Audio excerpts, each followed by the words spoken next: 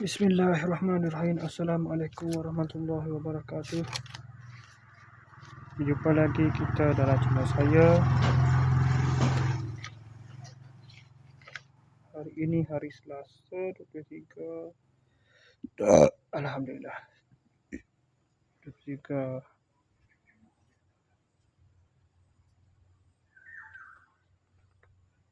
Oktober 23 September 2025 Masihi bersama dengan 1 Rabiul Akhir. 1 Rabiul Akhir dah malai apa ya? Kau pergi malai. Kau tak sebut. Dah tak sebut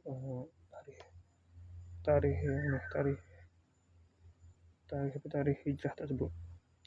1 Rabiul Akhir 1447 Hijriah. Sekarang ni pukul tepat pukul 6 petang.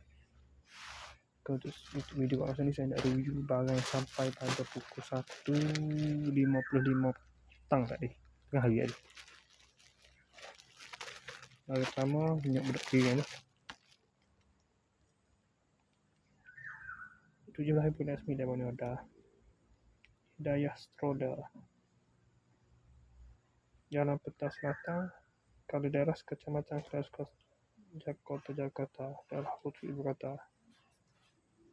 Daerah Khusus Ibu Kota Jakarta, Indonesia ni. Plano abang ni tak? Kat ni. Plano Sika. Okay, ni bagi keluar pula. Oh, ni logistik sorting. Tak dah. Okay, ni bagi keluar. Ni bagi sendiri ni. Logistik sorting hub New Yi Street, Miwan Sweden, Champion Town, Dongguan City. Hari Tinok ni.